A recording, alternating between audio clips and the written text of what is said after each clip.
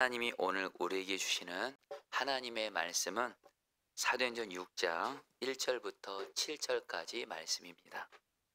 그때 제자가 더 많아졌는데 헬라파 유대인들이 자기의 가부들이 매일의 구제에 빠짐으로 히브리파 사람을 원망하니 12사도가 모든 제자를 불러 이르되 우리가 하나님의 말씀을 제쳐놓고 접대를 일삼는 것이 마땅하지 아니하니 형제들아 너희 가운데서 성령과 지혜가 충만하여 칭찬받는 사람 7을 택하라.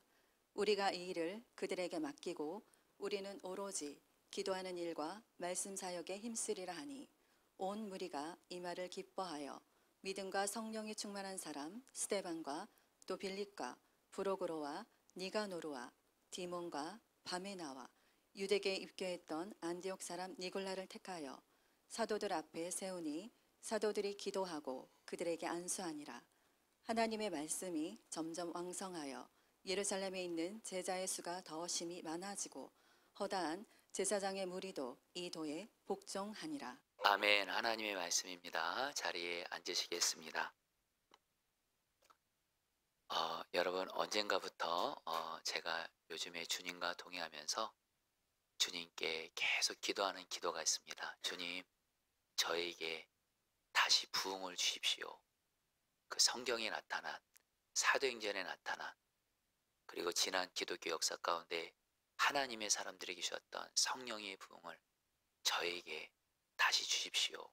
저의 가정에도 우리 교회에도 다시 주십시오. 이 기도를 기회가 있을 때마다 하고, 잠잘 때도 이 기도를 하면서 자고, 새벽에 일어날 때도 이 기도를 하면서 이렇게 일어납니다. 우리 성도님들에게도 성령님의 부흥이, 성경에 나타난 성령의 부흥, 지난날 하나님의 사람들에게 임했던 성령의 부흥이 여러분들에게 다시 임하게 되기를 주의 이름으로 축복합니다. 우리 지난 주간에 우리 감리교 중앙연회가 있었습니다. 우리 경기도에서 이렇게 목회하시는 우리 감리교 목회자들과 또 평신도 지도자들이 다 같이 모여서 연회를 했는데, 저는 연회를 참석할 때마다 꼭 함께하는 그 시간이 있습니다. 바로 은퇴 예배가 있고 별세 예배가 있습니다. 목사님들이 이제 정년이 돼서 은퇴를 하는 거예요. 그리고 또 목사님들이 이제 이 땅의 삶이 다하고 천국을 가신 분들을 이제 기억하면서 별세 예배를 드리는데, 그때는 꼭 예배를 주님이 드리게 하세요. 왜냐하면 저에게 주시는 그런 은혜와 마음들이 있었기 때문에 그렇습니다. 특별히 지난 주간에도 연회 때 은퇴 예배와 별세 예배를 드리면서 정년이 되어 은퇴하시는 목사님들을 보면서, 또한 이 땅의 삶이 다하여 이미 천국 가신 목사님들을 보면서 주님께 간절히 기도드린 기도 제목이 있습니다. 주님, 주님이 저를 목사로 부르셨는데 저도 언젠간 저렇게 은퇴할 것이고 언젠가는 이 세상을 떠나게 될 텐데, 정말 성경에 나온 하나님의 사람들처럼 하나님과 친밀히 동행하고 성령 충만한 목사가 돼서 성령의 부흥을 경험하는 목사로서 은퇴하게 하시고, 성령의 부흥을 경험하다가 하나님 앞에 가게 하여 주옵소서. 이 기도를 정말 마음 다해서 간절히 하게 되었습니다. 우리 성도님들도 정말 이 땅에 사시는 동안 성령의 부흥, 이 성경에 나타난 그 하나님의 사람들에게 임했던 그 성령의 부흥, 특별히 저희가 주일마다 사도행전 말씀을 가지고 말씀을 듣고 있죠. 사도행전에 나타난 사도들에게, 바울에게 임했던 성령의 부흥, 여러분에게도 실제로 임하게 되기를. 그래서 한 번 사는 인생, 한 번밖에 안 사는 인생, 주님과 친밀히 동행하면서 성령 충만 받아 여러분의 삶에 성령의 부흥이 실제로 임하게 되시기를 주의 이름으로 축복합니다. 여러분, 오늘 말씀 이제 드디어 사도행전 6장이 시작이 되는데, 사도행전 6장 앞에 사도행전 5장이 여러분 어떻게 끝났는지 여러분 기억하십니까? 사도행전 5장을 보면 예루살렘 교회 가운데 성령의 부흥이 임하게 됩니다. 사도들이 또 성도들이 성령 충만 받아서 수많은 사람들이 예수님을 믿게 되고 병든 자가 치유되고 귀신이 떠나가고 그런 일들이 일어나는데 이것을 보고 싫어하는 자가 있죠. 바로 마귀죠. 마귀가 종교 지도자들을 통해서 교회 사도들을 핍박하고 감옥에 가두게 되죠. 외부적인 박해를 하는 거죠. 이처럼 마귀는 초대교회를 외부적인 그런 핍박을 통해서 교회를 무너뜨리려고 했죠. 그러나 감사한 것은 초대교회 사도들과 성도들은 깨어 있었고 계속 성령 충만한 가운데 말씀대로 순종했을 때 계속 성령의 부흥이 임하게 되죠. 그런 가운데 여러분 오늘 말씀을 보면 마귀가 또다시 초대교회 방해합니다. 여러분 그러니까 이 성경의 역사는 아직은 보여주지 마시고요. 이 사도행전은 이것이 반복이 됩니다. 초대교회가 정말 하나님 말씀에 순종하고 기도한 말씀으로 나가면 하나님이 교회에 성령의 부흥을 주세요. 그러면 또 마귀가 또 이걸 방해해요. 외부적인 핍박을 해요. 근데 오늘 말씀에서는 마귀가 내부적인 어떤 방해를 통해서 교회를 무너뜨리려고 합니다. 자, 1절 말씀 같이 한번 좀 읽어볼까요? 그때 시작. 그때 제자가 더 많아졌는데 헬라파 유대인들이 자기의 과부들이 매일의 구제에 빠짐으로 히브리파 사람을 원망하니, 이 말씀이 무슨 말씀이냐면 그 당시 초대교회 두 부류의 그리스도인들이 있었습니다. 하나는 히브리파 유대인이고 다른 하나는 헬라파 유대인들인데 히브리파 유대인들은 누구냐면 바로 고향이 이스라엘이에요. 예루살렘이에요. 거기서 태어나서 지금까지 계속 살아온 사람들이 바로 히브리파 유대인들입니다. 그리고 헬라파 유대인들은 누구냐? 비록 이스라엘과 고향인 예루살렘에서 태어났지만 사정이 있어서 다른 나라로 가서 흩어져 살다가 다시 고향인 예루살렘에 돌아와서 예수님을 믿게 된 사람들이 바로 헬라파 유대인들이에요. 그러니까 히브리파 유대인들과 헬라파 유대인들은 똑같이 유대인들이지만 그들은 자라온 환경이 너무 달랐습니다. 히브리파 유대인들은 이스라엘에서만 자랐다고 생각하시면 되고 헬라파 유대인들은 이방 나라에서 자란 거예요. 그러니까 당연히 생각도 다르고 말도 다르고 문화도 다른 거예요. 자, 그런데 문제는 초대교회가 구제를 하는데 고향에 살던 히브리파 과부에게는 그 배급이 잘 되게 하는 거예요. 어떤 음식 같은 것들을 이렇게 나눠줬는데 이 배급이 잘 됐는데 문제는 외국에서 온 헬라파 사람들에게는 이 음식이 잘 배급되지 않아서 문제가 생긴 겁니다. 그러니까 여러분 어떤 일이 생겨요? 오늘 말씀을 보니까 헬라파 유대인들이 히브리파 사람을 원망하면서 교회가 두 개로 쫙 나눠집니다. 분열시키는 거예요.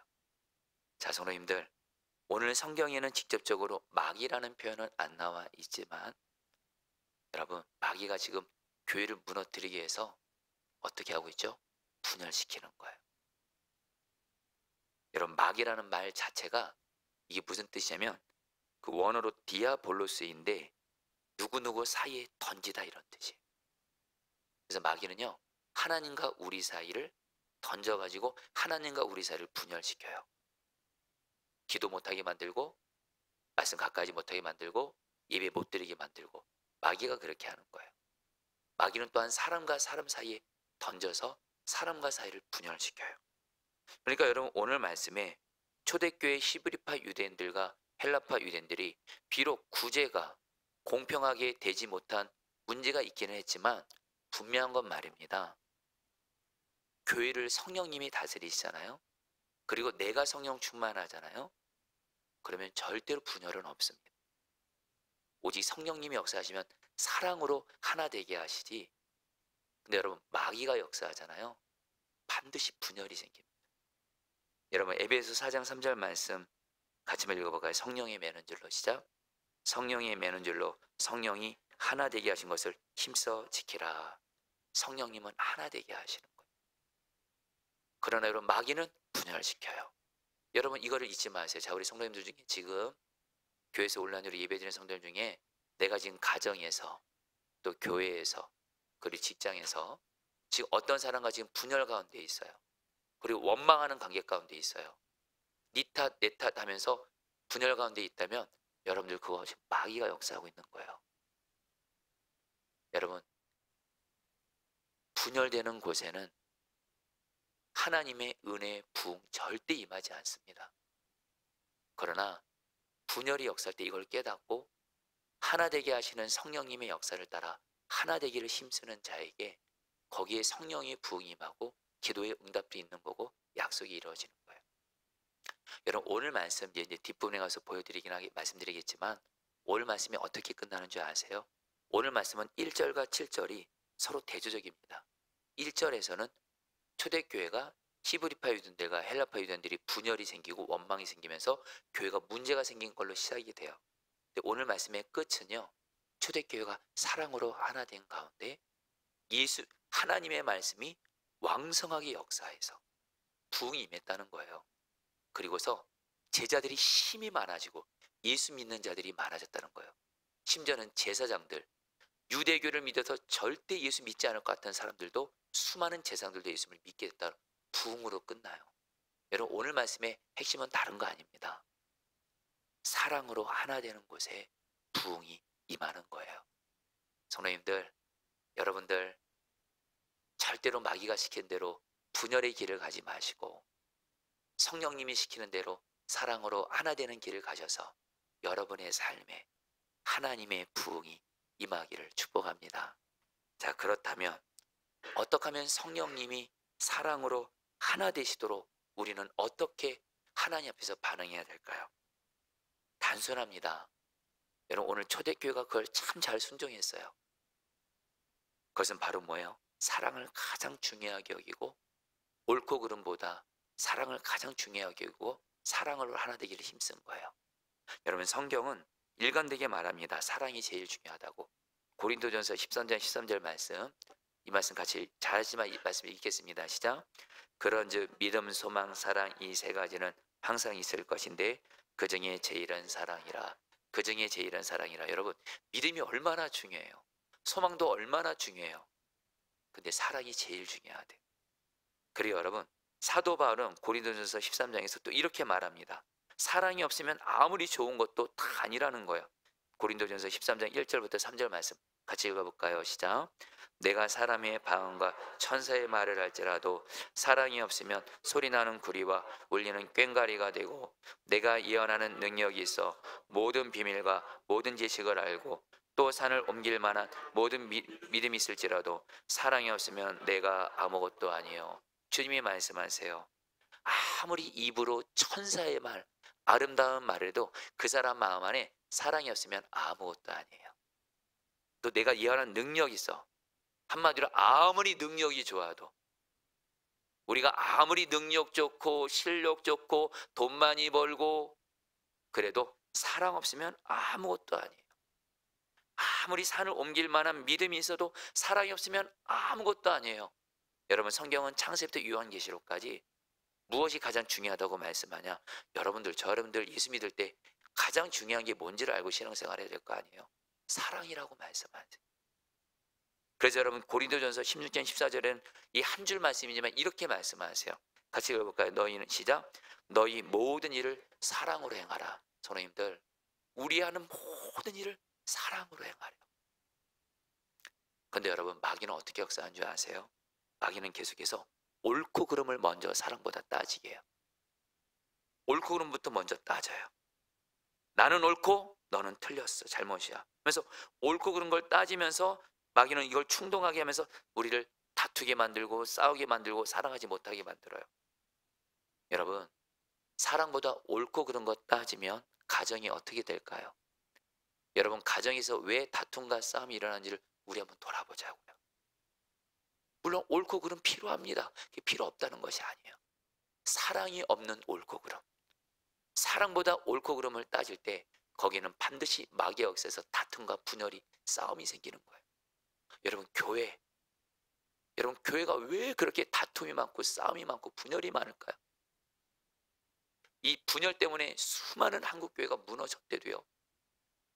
여러분, 저도 우리 교회를 사역하지만 제가 정말 우리 교회에서 가장 이렇게 경계하는 여러분 영적 싸움은 바로 분열입니다.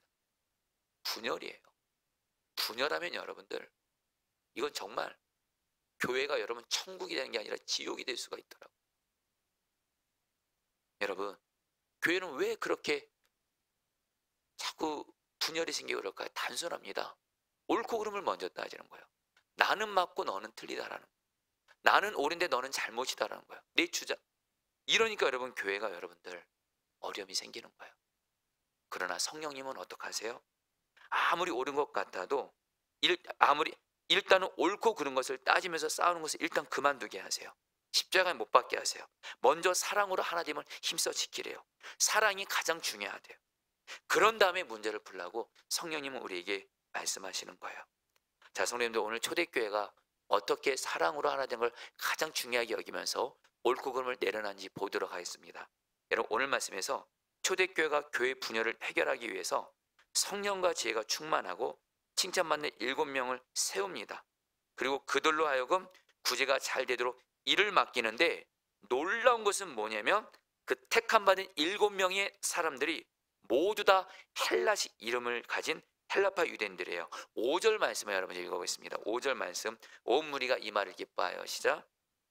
온 무리가 이 말을 기뻐하여 충만한 사람 스데반과 또 빌립과 브로고로와 니가노로와 디몬과 바메나와 유대교에 입교했던 안데옥 사람 니골라를 택하여. 여러분, 7명의 사람 여러분 있는 게 좀 쉽지 않았죠. 왜냐면 이 사람들의 이름이 다 헬라식 이름이고 헬라파 유대인들이에요. 여러분, 여기서 우리가 왜 초대교회가 어떻게 분열을 이겼는지를 알 수가 있어요. 어떻게 초대교회가 분열을 이기고 하나님의 부흥이 임했는지를 알 수 있어요. 여러분, 그 당시에 초대교회는 사실 주도권이 어느 유대인들에게 있었자면은 히브리파 유대인들에게 있었습니다. 먼저 12사도가 다 히브리파 유대인들이에요.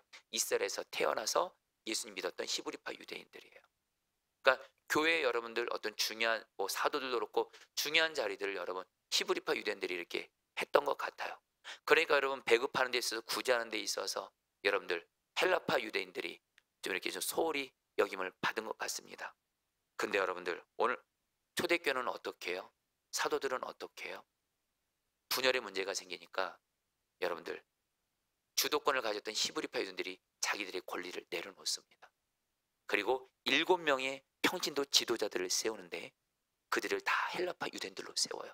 근데 여러분, 오늘 말씀에서 놀라운 게 있어요. 사도들도 그렇고 히브리파 유대인들이 원망했다, 불평했다 이런 말이 없어요. 왜요?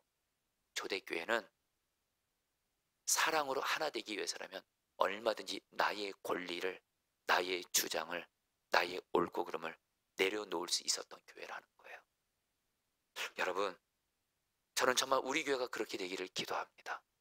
우리 교회가 정말 사랑으로 하나 될 수만 있다면 나의 권리도 십자가에 못 박고, 사랑으로 하나 될 수만 있다면 내가 어떤 주장하고 싶은 것도 옳고 그름도 십자가에 못 박고 사랑으로 하나 될 수만 있다면.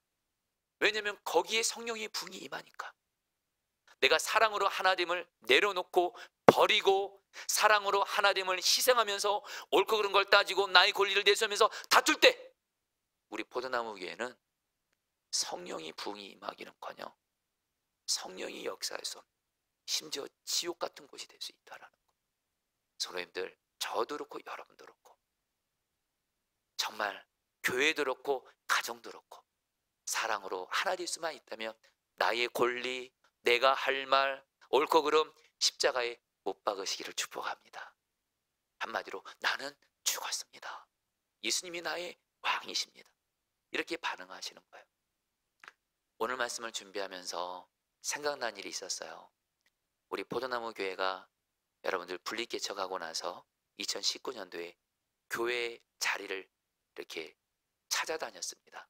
그때 교회 건물로 여러분 5개의 건물을 이렇게 찾았어요. 그런데 그 중에 저도 그렇고 많은 임원들이 가장 마음에 든 건물 하나가 있었습니다. 그리고 저는 꼭 그 건물로 가고 싶었어요, 솔직히. 그런데 그리고 그 5개 건물 중에 가장 가기 싫은 건물 하나가 또 있었어요. 그런데 어떤 임원 한 분이 저랑 다른 임원분들은 저희가 가장 좋아하는 또 여러분 또 제가 또 원하기도 했고요. 그 건물을 이렇게 가고 싶었는데 어느 한 임원분이 끝까지 반대하시는 거예요. 그러면서 그분은 어느 건물이 좋냐? 제가 가장 들어가기 싫고 그 건물이 하나님의 뜻일 것 같다라는 거예요. 순간 여러분 마음이 섭섭하더라고요. 그런데 여러분 이걸 가지고 주님께 기도를 하는데 주님이 그런 마음을 주세요. 교회 건물을 구하는 데 있어서 하나님의 뜻을 정말 분별받고 싶냐? 너 하나님의 뜻 정말 분별받고 싶지? 네가 원하는 게 다 하나님의 뜻 아니야. 하나 되는 것이 하나님의 뜻이 있어 그러시더라고요. 그러면서 제가 교회 자리로 싫어하는 건물을 그 말씀하시는 그 교회 임원분 그분과 하나 되라는 마음을 주시는 거예요. 그래서 여러분들 다시 임원들과 얘기해서 결국에는 근데 중요한 건 저들이 가장 마음에 들었던 교회 건물은 이미 다른 사람한테 넘어가 버렸어요. 그리고 제가 가장 들어가기 싫었던 건물 왜냐면 거기는 아예 그냥 문도 닫아놓고 못 들어가게 했거든요. 바로 이 건물이에요. 할렐루야.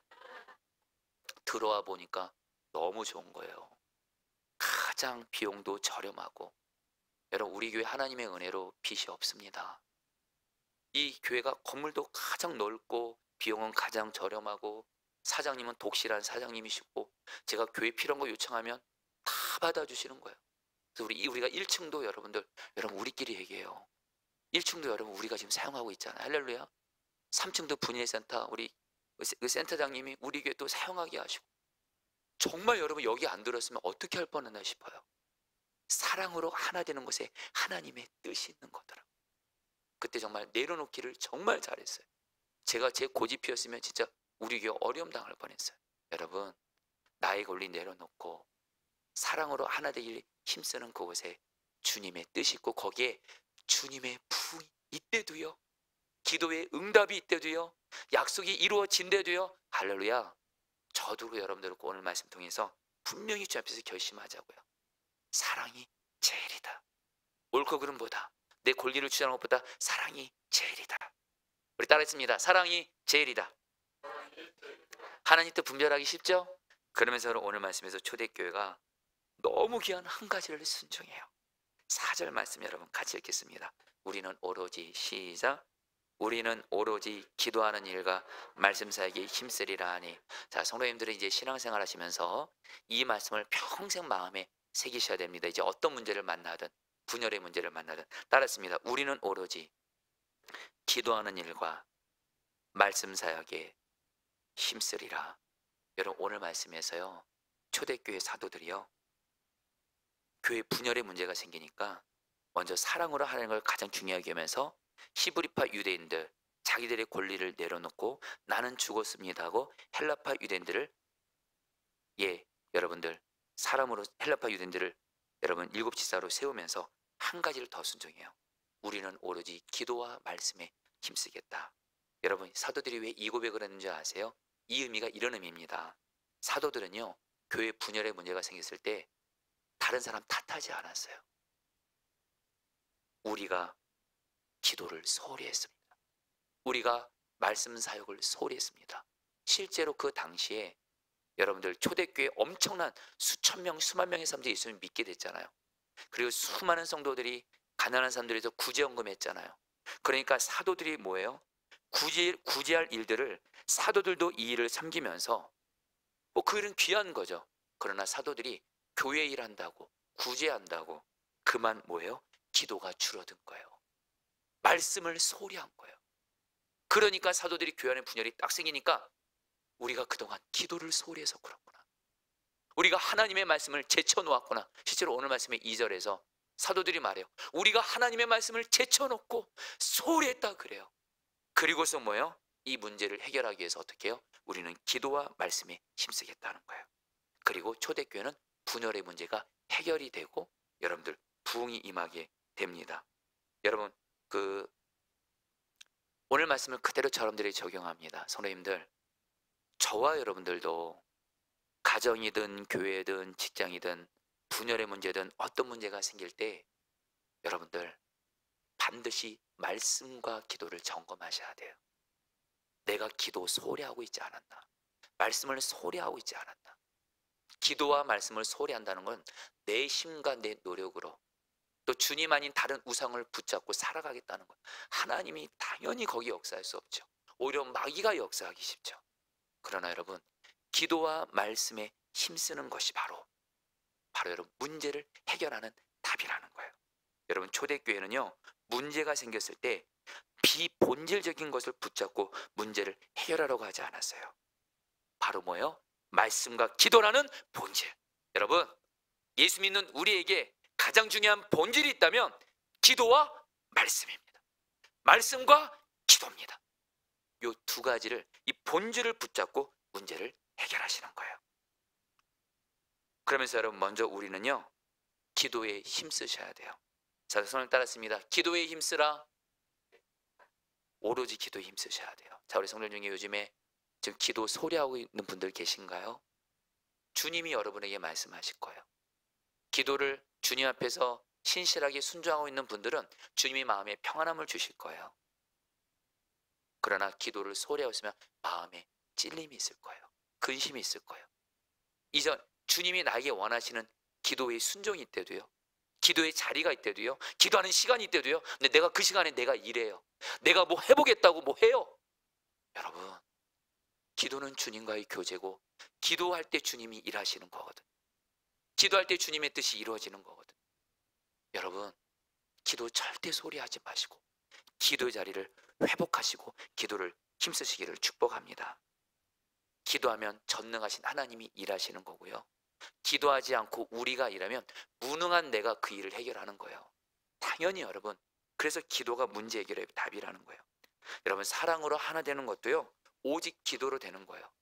여러분, 우리 포도나무 교회도 2019년 6월 30일에 이곳에 세워질 때부터 지금까지 우리 교회도 분열이 있었을까 없었을까요? 있었습니다. 정직하게 고백합니다.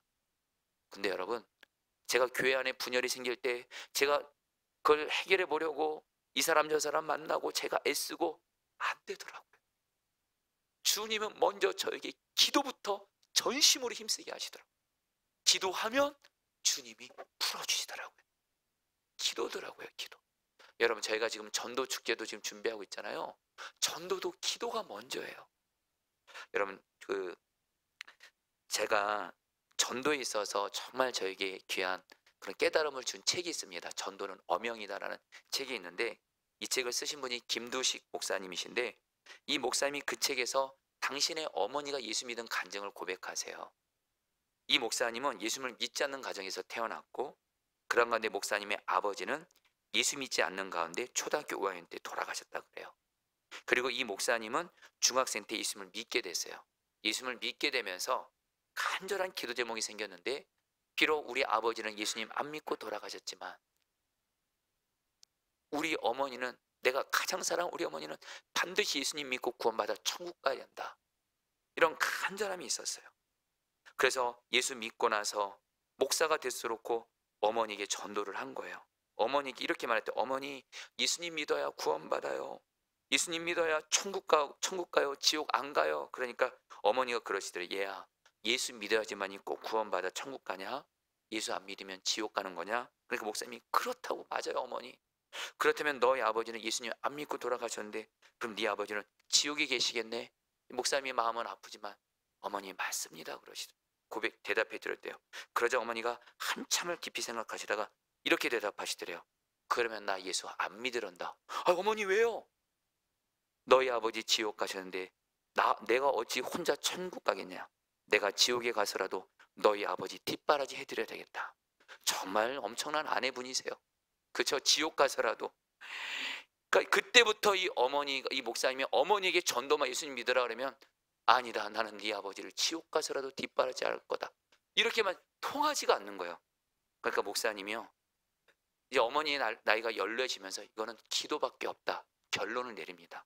그리고 매 해가 시작할 때마다 1월에 어머니의 생명구원을 위해서 사도행전 16장 31절 약속의 말씀 붙들고 주 예수를 믿으라 너와 너의 가족이 구원을 받으리라, 이 말씀 붙들고 매 해마다 20일 작전 기도를 하셨어요. 그리고 1991년 1월 10일 날 기도하다가 주님이 어머니에게 전하란 마음을 주어서 전화를 한 거예요. 그러니까 어머니와 살고 있던 조카가 전화를 받더래요. 그러면서 이 목사님이 삼촌이거든요. 이렇게 크게 이렇게 다급하게 말하는 거예요. 삼촌, 할머니 큰일 났어요. 그러는 거예요. 그래서 왜 할머니 무슨 다치셨어? 병드셨어? 그게 아니고요. 할머니가 갑자기 예수님 믿고 싶대요. 할렐루야. 이 목사님이 그 책에서 이걸 감격 가운데 나눠요. 여러분, 우리가 나의 전도 대상자들을 위해서 생명원에서 전심으로 기도하잖아요. 반드시 주님이 응답해 주십니다.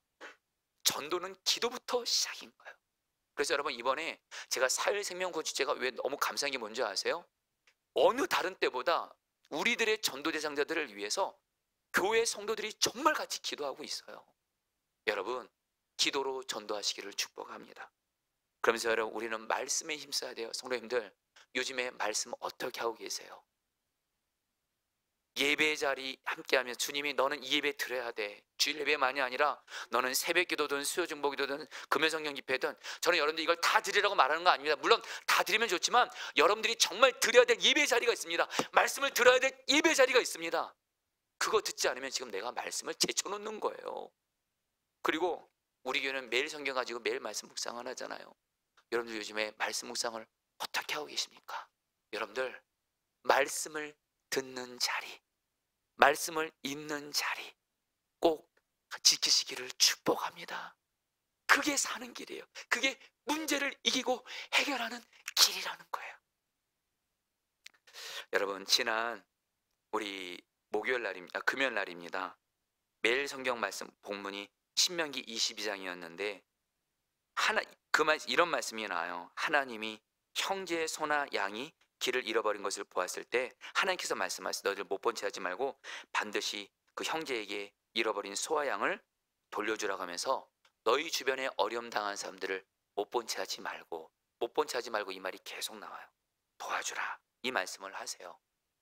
그래서 제가 이 말씀을 듣고 차에게 감사했던 게 뭐냐면 바로 어제입니다. 우리 토요일 날 우리 목회자들이 한 주간 매일 말씀 묵상을 가지고 주님 말씀에 순종한 삶을 나누는데, 정말 우리 모든 목회자들이 한 분도 예외 없이 한마디로 형제들이 어려움 당한 것을 외면하지 말라, 이 말씀을 정말 삶의 자리에서 순종을 나누는 것에서 너무너무 감사했어요. 바로 이게 부흥이죠. 이게 부흥이죠. 그래서 여러분, 저도 주님의 마음 줘서 한 가지를 나눴어요. 저도 지난 금요일 날 새벽에 이 말씀을 듣고 형제가 어려울 때 못 본 채 하지 말고 사랑으로 도우라, 이 말씀을 듣고 주님, 제가 이 말씀을 오늘 누구에게 순종할까요? 여러분, 말씀에 순종하는 것도 주님께 물으시면 돼요. 주님이 딱 생각나게 하신 분이 있었어요. 지난 주간에 감리교 중앙연회 때 제가 사랑하는 일본 선교사님이 한국에 잠깐 들어오셨어요. 연회 참석하기 위해서. 이분은 임시 거처에서 지금 살고 계신 거예요. 근데 제가 그 선교사님께 전화드렸어요. 오늘 연회 어떻게 오시냐 그러니까 대중교통으로 오신다는 거예요. 차가 없어서. 순간 주님이 못 본 채 하지 말라, 이 말씀을 생각나게 해서 선교사님, 제가 모시러 갈 테니까 거기 계세요 하고 선교사님 계신 곳에 갔어요. 차를 타고. 근데 선교사님이 나오시는데 짐이 많으신 거예요. 저 많은 짐을 가지고 대중교통 진짜 힘들었을 것 같아요. 주님이 못 본 채 하지 말라는 말씀이 바로 이분이셨구나.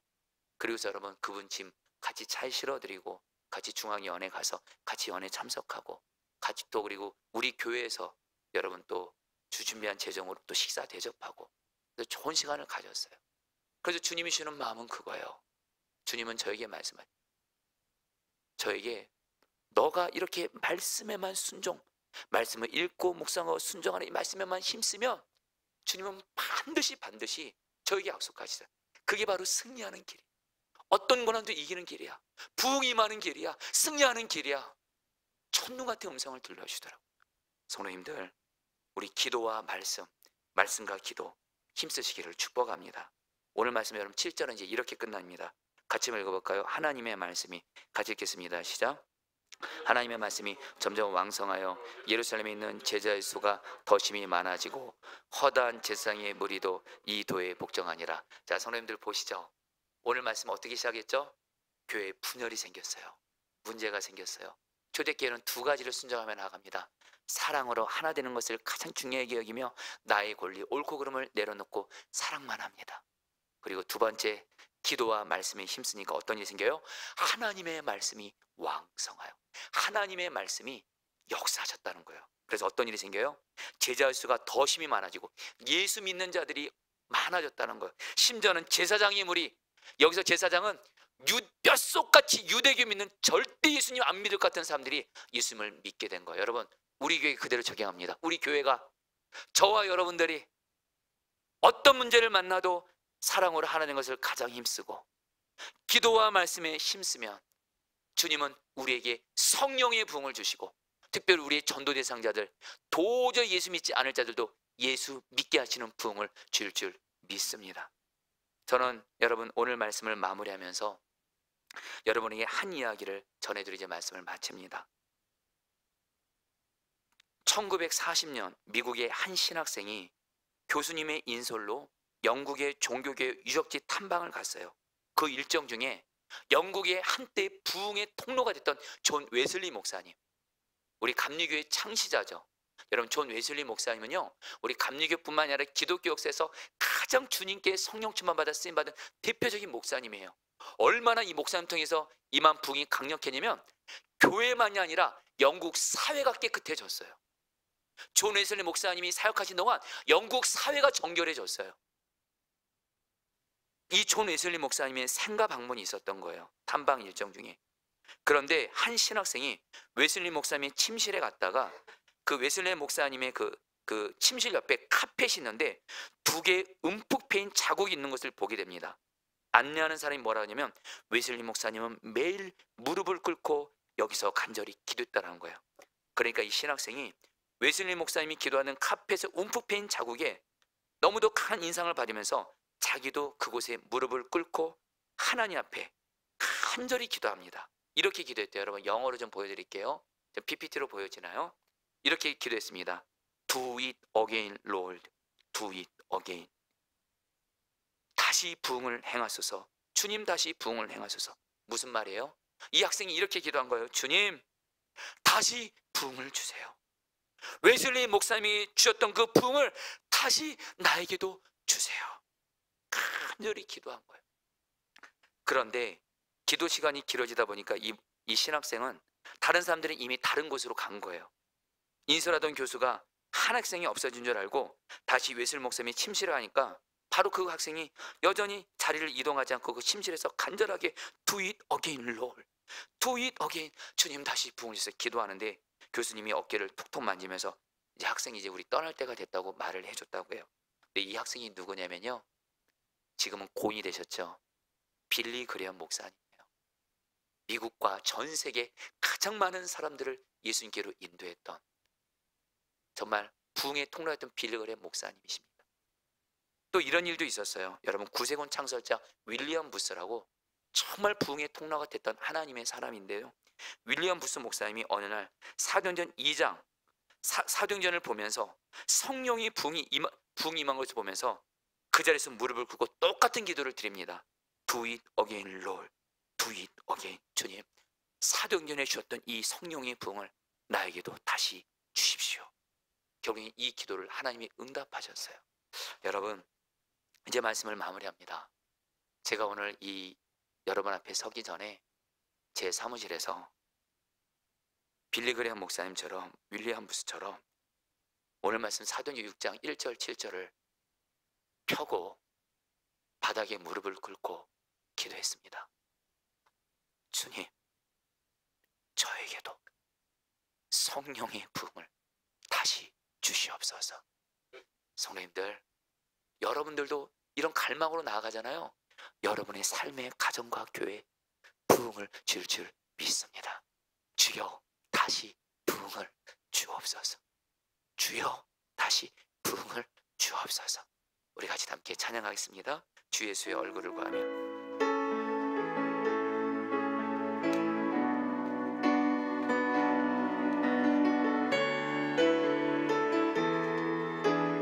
주 예수의 얼굴을 구하며.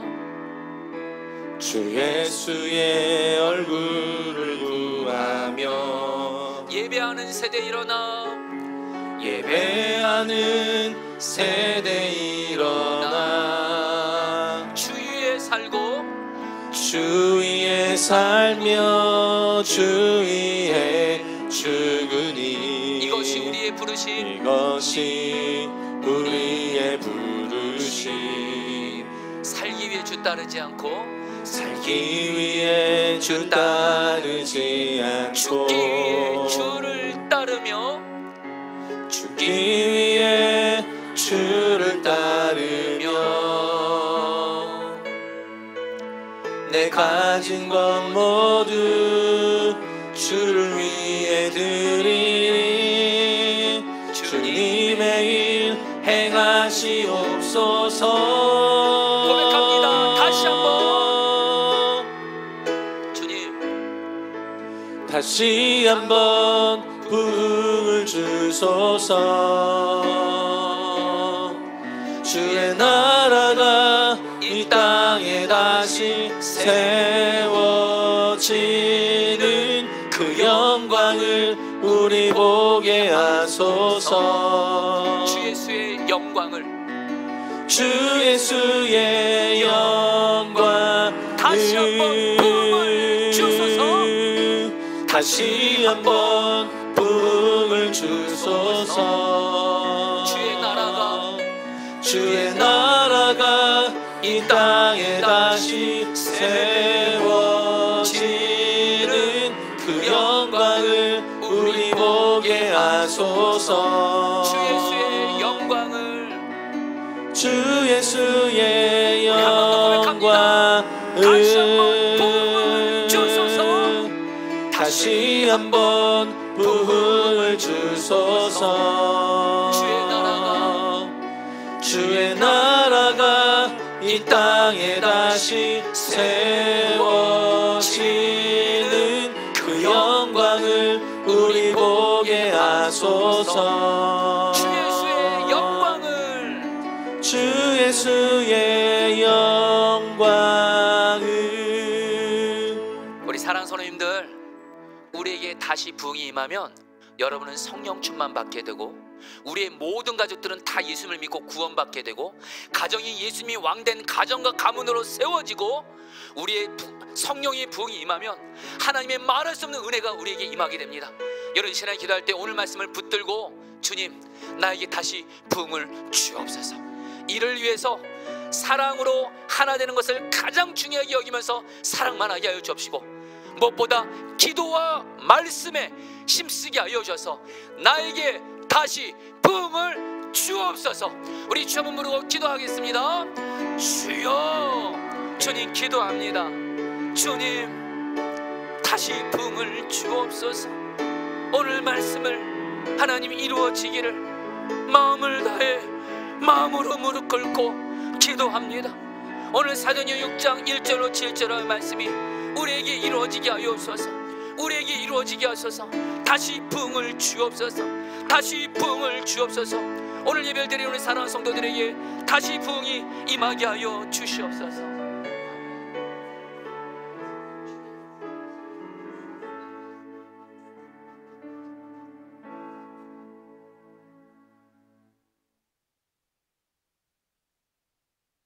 우리에게 말씀을 주시고 말씀을 이루어 주시는 신실하신 주님, 오늘 말씀을 통해서 주님이 우리에게 다시 부흥을 주시겠다고 약속하시니 감사합니다. 주님, 우리에게는 정말 부흥이 필요합니다. 내 심령에도 성령의 부흥이 필요하고 우리의 가정에도 성령의 부흥이 필요하고 우리의 직장에도 성령의 부흥이 필요하고 우리 포도나무 교회도 성령이 필요하고 우리나라 이 땅도 성령의 부흥이 필요합니다. 주여, 다시 우리에게 성령의 부흥을 주옵소서. 이를 위해서 하나님, 저희들이 오늘 성찬식을 하게 하시니 너무도 감사합니다. 주님의 몸과 피를, 떡과 포도주를 먹고 마시면서 나아갈 때 예수님과 하나 되게 하시고 무엇보다 사랑으로 하나 되게 하여 주옵소서. 사랑으로 하나 되는 곳에 부흥이 있습니다. 그러나 우리의 힘으로는 사랑으로 하나 되는 것이 불가능합니다. 주여, 오늘 주님의 그 몸과 피에 그 십자가를 내신 보혈과 보혈의 능력으로 우리를 하나 되게 하여 주시옵소서. 예수님의 이름으로 기도합니다. 아멘. 예수께서 잡히시던 밤에 떡을 손에 드시고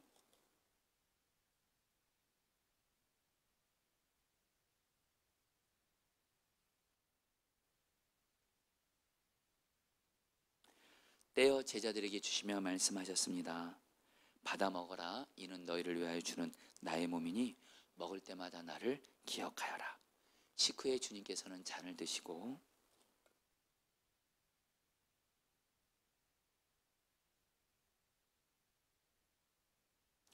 제자들에게 주시며 말씀하셨습니다. 이 잔을 마시라. 이는 죄사함을 얻게 하려고 많은 사람을 위하여 흘린 새 언약의 피니 이를 행할 때마다 나를 기념하여라. 이제 주님의 말씀에 의지해서 떡과 잔을 나누도록 하겠습니다. 먼저 떡을 받으시고 바로 드시지 마시고 나 위에 몸을 주신 예수님을 바라보며 묵상하시기 바랍니다. 성찬을 위해서 주시는 주님의 말씀을 들으십시오. 나는 하늘에서 내려온 살아있는 떡이니 사람이 이 떡을 먹으면 영생하리라. 내가 줄 떡은 곧 세상의 생명을 위한 내 살이니라 하시니라. 우리가 축복하는 바 축복의 잔은 그리스도의 피에 참여함이 아니며 우리가 떼는 떡은 그리스도의 몸에 참여함이 아니냐. 떡이 하나요 많은 우리가 한 몸이니 이는 우리가 다 한 떡에 참여함이라. 지 나무에 달려 그 몸으로 우리 죄를 담당하셨으니 이는 우리로 죄에 대하여 죽고 의에 대하여 살게 하려 하심이라. 그가 채찍에 맞음으로 너희는 나음을 얻었나니. 사랑하는 자들아, 우리가 서로 사랑하자. 서로 사랑하는 자는 하나님께 속한 것이니 사랑하는 자마다 하나님으로부터 나서 하나님을 알고 사랑하지 아니하는 자는 하나님을 알지 못하나니 이는 하나님은 사랑이심이라. 하나님의 사랑이 우리에게 이렇게 나타난 바 되었으니 하나님이 자기의 독생자를 세상에 보내심은 그로 말미암아 우리를 살리려 하심이라. 여러분을 위해 주신 우리 주 예수 그리스도의 몸이 여러분을 영생에 이르도록 보호해 주십니다. 그리스도께서 여러분을 위해 죽으셨음을 기억하면서 믿음과 감사로 이 떡을 받으시기 바랍니다. 이것은 여러분에게 주는 주님의 몸입니다. 아멘. 제가 믿음으로 주님의 몸을 먹습니다. 포도주 잔도 받으시고 바로 드시지 마시고 나 위에 피 흘리신 예수님을 바라보며 묵상하시기 바랍니다. 만일 우리가 죄가 없다고 말하며 스스로 속이고 또 진리가 우리 속에 있지 아니할 것이요 만일 우리가 우리 죄를 자백하며 그는 미쁘시고 의로우사 우리 죄를 사하시며 우리를 모든 불에서 깨끗하게 하실 것이요 나의 자녀들아 내가 이것을 너에게 쓰면 너희로 죄를 범하지 않게 하려 함이라. 만일 누가 죄를 범하여도 아버지 앞에서 우리에게 대언자가 있으니 곧 의로우신 예수 그리스도시라. 그는 우리 죄를 위한 화목 제물이니 우리만 위할 뿐 아니요 온 세상의 죄를 위하심이라. 수고하고 무거운 짐진 자들아 다 내게로 오라. 내가 너희를 쉬게 하리라. 하나님이 세상을 이처럼 사랑하사 독생자를 주셨으니 이는 그를 믿는 자마다 멸망하지 않고 영생을 얻게 하려 하심이라. 미쁘다 모든 사람이 받을 만한 이 말이요 그리스도 예수께서 죄인을 구원하시려 세상에 임하셨다 하였도다. 여러분을 위해 흘리신 우리 주 예수 그리스도의 피가 여러분을 영생에 이르도록 보호해 주십니다. 그리스도께서 여러분을 위해 흘리신 피를 기억하면서 믿음과 감사로 이 잔을 받으시기 바랍니다. 이것은 여러분에게 주시는 주님의 피입니다. 아멘. 제가 믿음으로 주님의 피를 마십니다. 위에 뚜껑을 여시고 주님의 피를 마시기 바랍니다.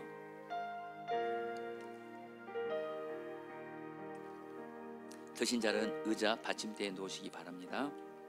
기도하겠습니다. 사랑하는 주님, 이 성찬식을 통해서 우리 모두는 다 예수님과 하나가 되었고 우리가 예수님과 하나가 된 것은 바로 우리 포도나무의 모든 이들이 다 예수 안에서 하나 되었음을 선포하는 것이오니 이 시간 실제로 이 성찬식을 통해 우리 포도나무 교회가 사랑으로 하나됨이 실제가 되게 하여 주옵소서. 목회자들, 성도들 아이들까지 다 사랑으로 하나 되게 하여 주옵소서. 오늘 말씀을 통해서 주님은 분명히 말씀하셨습니다. 사랑으로 하나 된 곳에 성령의 부흥이 있고 분열이 있는 곳에 성령의 부흥은 없다. 주여, 그러므로 우리 모두 다 사랑으로 하나 된 것을 생명같이 여기며 가장 중요하게 여기며 서로 주님의 이름으로 사랑만 하게 하여 주옵시고, 사랑, 옳고 그름보다 사랑을, 나의 권리보다 사랑을, 나의 고집보다 사랑을 먼저 하게 하여 주시옵소서. 그런 가운데 또한 우리가 기도와 말씀을 통해 말씀을 힘쓰게 하여 주시옵소서. 우리 중에 기도의 자리가 소홀한 분들이 있었다면 다시 기도의 자리를 교회에서나 개인의 기도의 자리에서 회복하게 하여 주옵시고, 또한 말씀의 자리 소홀한 분들 있었다면 이 시간 말씀의 자리가 회복되게 하여 주옵소서.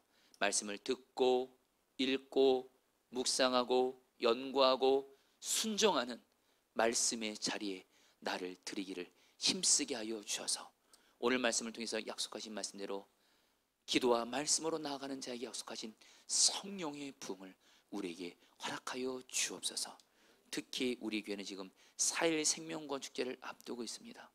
오늘 말씀에 성령의 부흥이 임했을 때 도저히 예수 믿지 않을 것 같은 제자들이 예수를 믿고 구원받은 것처럼 우리에게도 가족들 중에 주변 사람 중에 도저히 예수 믿지 않을 것 같은 사람들이 있습니다.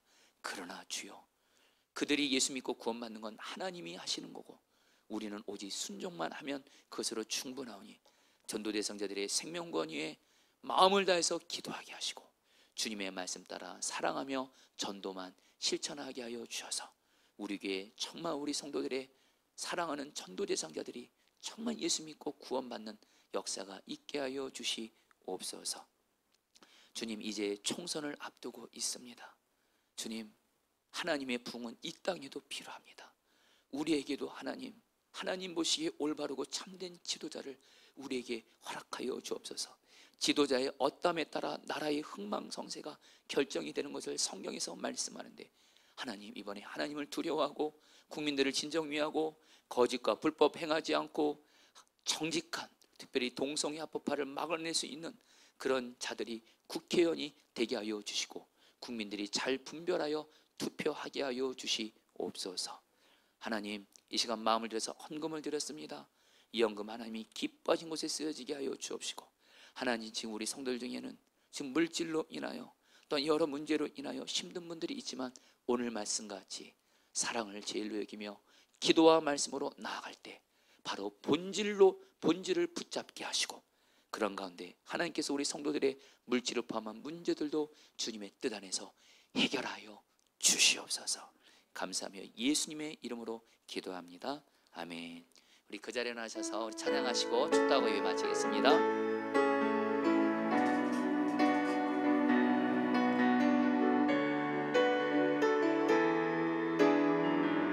구하며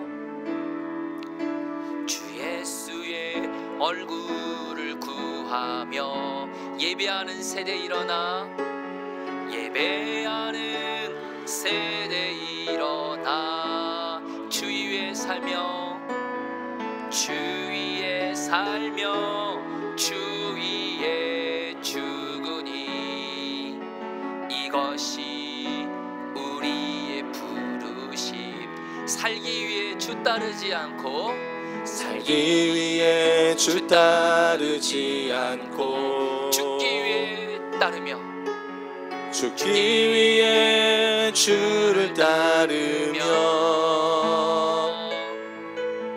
내 가진 것 모두 주를 위해 드리리. 주님의 일 행하시옵소서. 우리 선포합니다. 고백합니다. 다시 다시 한번 부흥을 주소서. 주의 나라가 이 땅에 다시 세워지는 그 영광을 우리 보게 하소서. 주 예수의 영광을, 주 우리 예수의 마지막으로 두 손 들고 다시 한번 부흥을 영광을 주소서. 다시 한번 부흥을 주소서. 주님, 주의 나라가 이 땅에 다시 세워지는 그 영광을 우리 보게 하소서.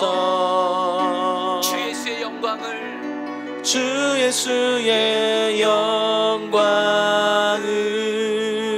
영광을 지금은 주 예수 그리스도의 은혜와 하나님 아버지의 사랑하심과 성령의 교통하심과 충만하심이 오늘 말씀을 통해서 사랑을 제일로 여기며 오로지 기도와 말씀에 힘쓰므로 주여 다시 부흥을 주옵소서 갈망하며 나아가는 우리 사랑하는 모든 성도님들 한 분 한 분 위해 저들의 가정과 직장과 모든 삶의 자리에 임하기를 축원하옵나이다. 아멘. 예수님 말씀하소서.